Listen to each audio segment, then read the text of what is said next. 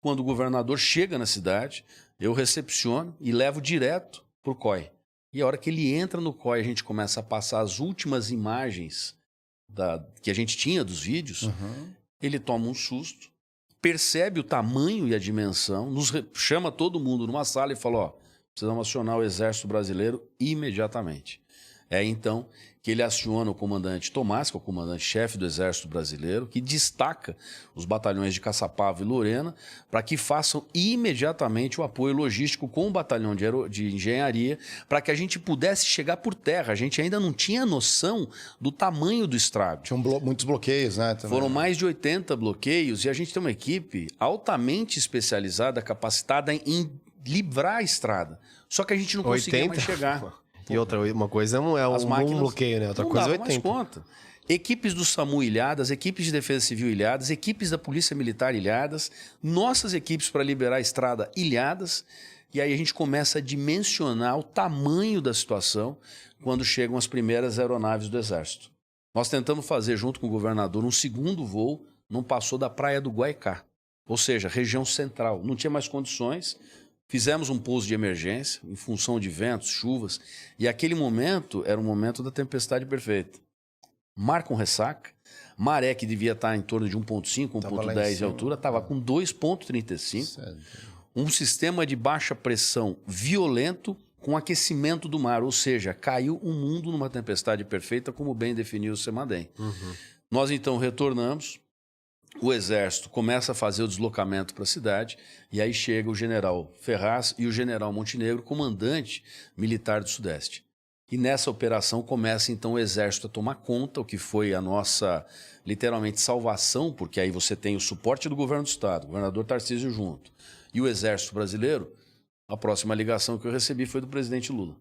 E aí o presidente falou, ó, prefeito, eu quero que você relate o que está acontecendo. Pois bem, ele me ouviu 15 minutos no telefone. E eu relatei a situação ponto a ponto.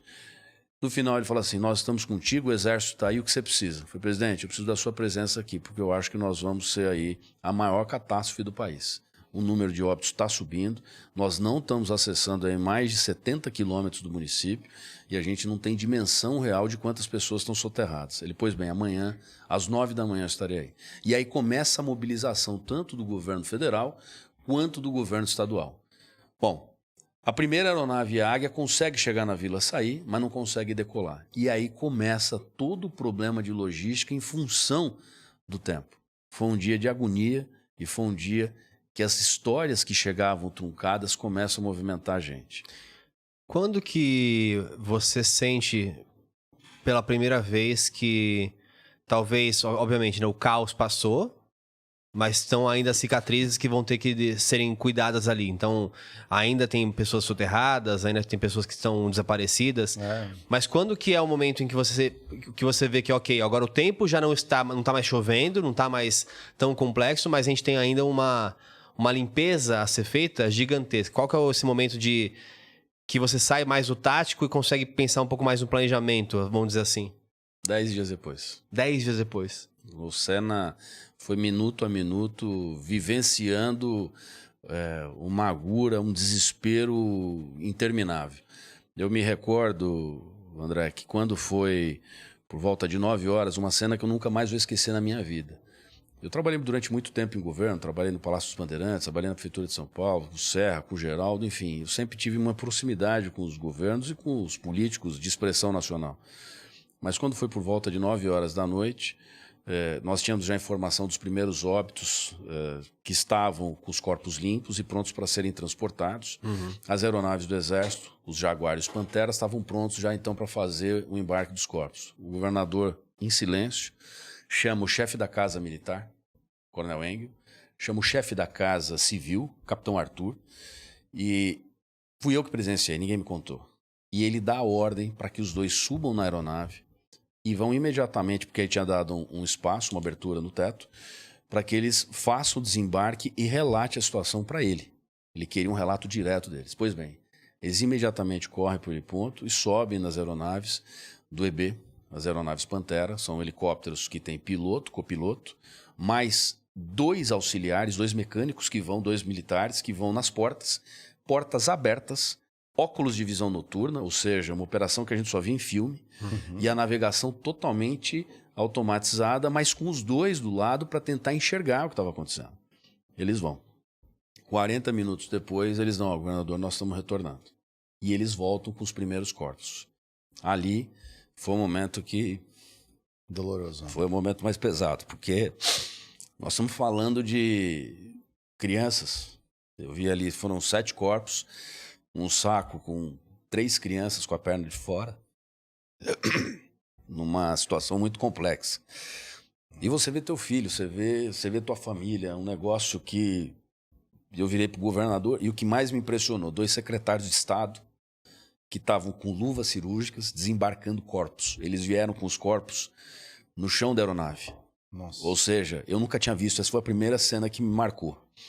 Eu virei pro governador, aquela noite, isso já era 11 horas da noite, falei, governador, eu não sei do senhor, mas eu vou entrar nessa aeronave agora, e se eu não tiver permissão, eu vou a pé até lá, porque eu não vou ficar aqui vivenciando essa cena de longe. Ele olha para mim baixinho e fala assim, você não vai sozinho, nós vamos juntos. E me perdoem. Imagina, se quiser tomar uma água também. E ele fala, nós vamos juntos. Prepara a aeronave.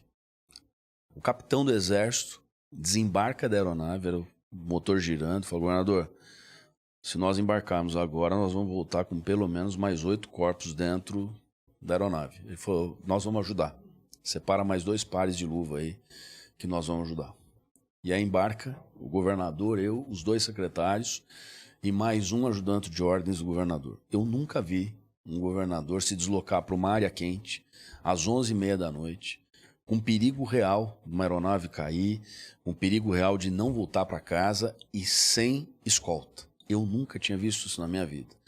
Nós embarcamos no Saí, 11h40, um silêncio absurdo, um silêncio, um cheiro da morte, um negócio horroroso. A avenida, a rodovia que corta, que é a BR-101, com centenas de carros estacionados. Eram moradores que estavam dormindo no carro, porque eles tinham passado a madrugada e o dia fazendo busca e salvamento, com medo de retornar para suas casas. E nós descemos totalmente às escuras, descemos até a primeira escola, e aí o vigia toma um susto, fala, mas prefeito, o senhor está aqui? O que aconteceu? Você que é o governador Tarcísio, você percebe o impacto das pessoas. É, porque você ainda tinha informações, de alguma maneira, né? Mas muita gente ali estava realmente no escuro. Eles não tinham nenhuma informação. Eles tinham informação do bairro e mais nada. E a gente vai para dentro da escola e começa a conversar com as pessoas. Nisso desce, né, as primeiras equipes de bombeiros. Eram 8 pessoas, comandadas por uma mulher, a tenente Érica, que passaram o dia fazendo essa operação de busca e salvamento. Porque quando as aeronaves do Exército começam a operar nos espaços de tempo, ou seja, quando dá aquela aliviada no vento, aquela aliviada no teto, as aeronaves do Águia e do Exército começam a fazer o desembarque de tropas e começam a voltar com as vítimas. 26 vítimas foram resgatadas com vida.